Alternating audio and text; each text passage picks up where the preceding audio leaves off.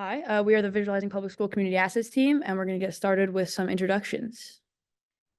Hi, I'm Kayla, class of 2027, and I'm studying computer science. Hey, I'm Divyansh. I'm also class of 2027 studying computer science with philosophy. Hi, I'm Andrew. I'm also class of 2027 and studying computer science. Durham, class of 2027, studying computer science and statistics. Hello, I'm Oliver. I'm class of 2026. I'm studying computer science and music. And I'm Phoebe, class of 2026, also studying computer science. And when we were doing this project, we kind of found out we all had an interest in music. So we thought we'd start off our presentation with something that kind of portrayed our project while also connecting to our interests. So without further ado.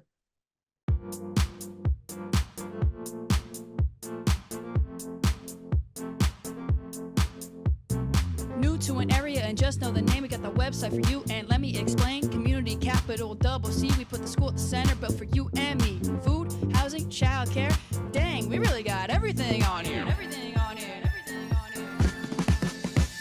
A research revealed a problem real deep. Families missing out on silly knowledge, can't sleep. Looking for advice, but they don't know where to go. The sites like Google might as well be Godot. But us, we're different, we got it all in one place. For healthcare and recreation, we don't make you chase. Our fruitful labor tunes your city street sweet, and our map of assets got your knowledge complete. Ay. That's correct. That's correct. That's correct. That's correct. That's correct. That's correct. Curated, refined, designed by those who know best. Community leaders got your back, no contest. Visualize your hood, see what's good. Join the community, just like you should.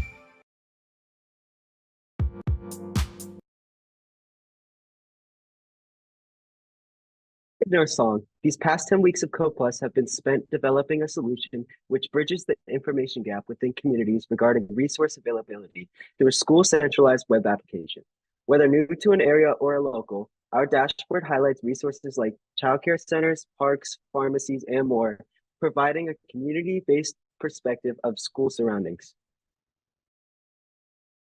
Who is our site for? The website is designed for a variety of users. Families can use it to find helpful resources in their community, like a childcare center, whether they're new to the area or they're here for a while. Teachers in schools can add valuable resources like after-school programs or public library. Coordinators can keep their community updated and engaged on available resources like community gardens or religious centers. Finally, other users who are just curious about finding a specific resource, like a college kid looking for a nearby recreational center, or some school students looking for different volunteering opportunities at a nearby clinic or a hospital. Additionally, we also worked extensively on making the website accessible for all the members through various methods like skip links, tabbing, different ARIA roles, and color contrast. What makes us different? So there are many sites that provide information to parents about schools around them. So the question is, what really sets us apart? While these sites emphasize SAT scores in AP classes, we focus on the resources in the community, such as homeless shelters, after-school programs, clinics, or cultural centers. It's not about comparing and ranking schools. It's about providing equal access to information about different opportunities in the community. We bring together various community responses and represent them as our key performance indicators, or KPIs. These are unique to our sites and are not readily available in Google, like 5 counties, 794 community resources, 50 schools, and 2 school districts. Our solution has organically grown as a product, taking resources as inputs from ground research. We have a different goal from our competitors. We don't make our responses compete, but we just help them visualize it. Okay, so we have both a user and an admin side to our website, and we'll explain the functionality of the admin side in the upcoming slides. So let's go ahead with the user view. As you can see, we have North Carolina and a couple different counties that our stakeholders wanted to focus on highlighted on our map. We can go ahead and click on Durham County and select a school within it. In Durham County, we see that there's a couple different resource options on our sidebar, and we can click those and actually see the distance from each resource to the school that we selected. If we want to see our data in a tabular format, we can go to the list view and page through it. And if we're looking at the list view and want to change what resources we're looking at, we could, for example, select grocery stores instead of food pantries, switch to map view, and those markers are populated on our map with the distances as well. And we can also zoom out and do this on any of the schools that we have in our database. So for example, we can click on Sandy Ridge Elementary and select some resources. And if we can't see them in the 1 mile radius, we can expand to 3, 5, 10, or 15 miles out and see those resources. Now let's take a look at our search bar where we can enter a school or an address. Here I'm entering an address in Durham County, and we can also show the resources around each address as well. Now we're going to zoom all the way out of our map and show you guys the list view initial prompt. So we can switch to list view and we have an option to select a county. These are the ones we have in our database. And we also have a bar to select a school or enter an address, just like the functionality of our search bar on our map. So if we did Durham County, we could type in some letters and the matching schools would show up. Now we can take a look at our static pages.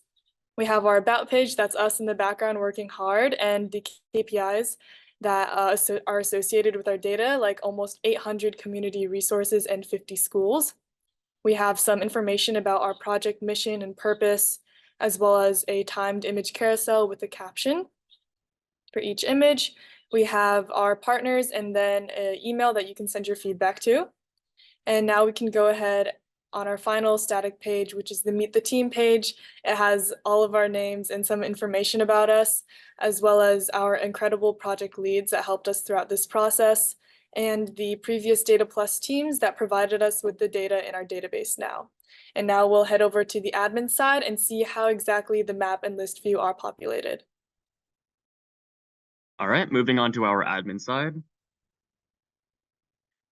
So clicking on the admin login page will redirect you to our admin login. We have a basic authentication set in place to prevent any unwanted database changes. After authenticating, you're redirected to the admin page where you can see all the different levels on the left that allow the front end to flow smoothly.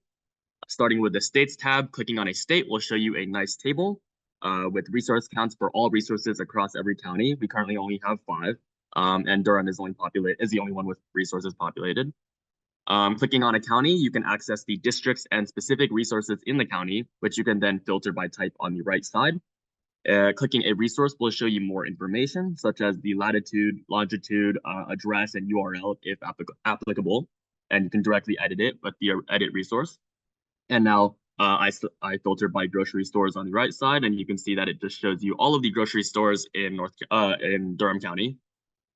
Then clicking on a school district will take you to the school district, which displays all of the schools in it. And again, you can click on every single school and directly view the information like the address, grade level, and then you can edit the school directly in the admin view. Then on the left-hand side, you can see the images tab, which allows for an uploading of images on our admin side, which can then be displayed in the front-end image carousel. And then lastly, we have our overarching resources tab, which will display every resource uploaded to the database, allowing for the same filtering functionality. You can see I sort by libraries in Durham, and it'll show me 8 libraries in Durham. So our administrators will be comprised of different coordinators, leads, and directors across North Carolina, which is why we created this admin view to directly edit the database from their website. Many of these admins come from a non-technical background, so we try to make our admin view very streamlined for an easier user experience. So next we'll be demonstrating our CSV importing tab. So clicking on that tab, you'll first be greeted with our schools import page. So there's some helpful formatting guidelines and instructions for admins again to make the experience easy to navigate for all who use it. Clicking on the thumb slider at the top will switch the page from the school uploads to the resource uploads. Once again, we have some different guidelines for uploading resources. And at the bottom, you can see we have an example CSV. We can download this example CSV, and opening the CSV up, we can see that the CSV is formatted with the proper name, latitude, longitude, and headers so that the database can read it in properly. And then finally, when you want to upload a CSV, you simply navigate to the bottom of the page, select some parameters such as the county or resource type, and clicking import will upload the data to the database, which you can then see on the resources tab. So we had 2 main reasons for using our CSV uploads as our method of obtaining data. The first one reason comes from the different locations themselves. For example, rural counties may not provide data on all the same data points as more populated counties, or they may not have APIs set up for querying data. And second, there are the potential political or privacy issues that might arise from a random group of students asking counties to release large amounts of their information. So because of these, we decided the CSV upload method was the most efficient way to allow counties to upload the information they'd like to add. As Oliver mentioned, one of the major challenges with developing this website was finding the data necessary to populate the database. And while we provide the option to manually upload resources, this puts pressure on community leaders to retrieve and continuously update this data. So to solve this problem, we turned towards the Google Nearby Search API, which allows us to query Google's database for select resources. And so after working with our stakeholders, we implemented a monthly job that retrieves nearly 60 resource types from Google's database. And so unfortunately, Google results are not always accurate. So in this video, I will outline how these resources are vetted by community leaders to maintain the quality and accuracy of our database. So every month, community leaders associated with our project will get an email telling them to go to our pending resource page here. This is where they find all the new resources gathered in our Google database scrape. In this video, we just populated a list of parks in Durham. And at the top of the page, we have a quick list of instructions for admins on how the resource approval process actually works. They can look at the details associated with the resource. And if, for example, a resource shows up in the wrong category or a fake made-up location shows up, a community leader can just press the X button to discard of this resource. And what this means is that the resource will not appear in our approved resource list or in any future Google scrapes. They can do this with however many resources they desire. And so just for this example, let's take a look at Northgate Park. Once they're satisfied with the final list of resources, they can press the Approve All button there. And when we go to the resource list, we can see that Northgate Park is actually populated in our actual resource list. And so these Google resources will now appear on our front-facing map. And at the end here, you can kind of see all of the blocked resources I blocked during that time. And yeah, we also have the ability to see which of the resources are from Google and which of the resources are manually inputted by our community leaders.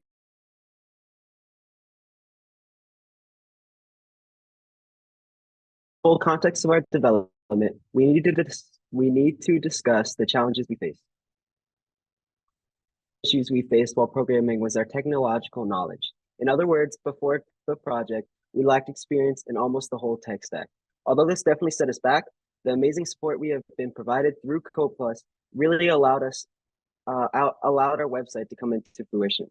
The search methods pictured definitely helped guide our coding, but we would not have been able to accomplish the final product without all the help we received along the way. And that's our tech stack for anyone interested. We faced was the vast number of calculations we had to complete in order to meet the desire of our stakeholders. Within our website, to display the distances of each resource from the school, we had to perform over 40,000 street distance calculations using longitude and latitude data. Although we turned to Google Maps in the past for a main map in our Google scraping feature, another implementation of this API was not going to be a financially feasible route for us to take. In other words, if we used the API again, we would have been completely broke. But luckily, there was an open source API called Open Route Service, which allowed us to perform these calculations with no additional cost.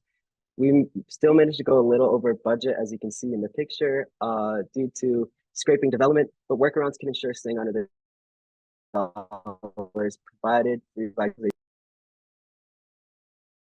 Future goals.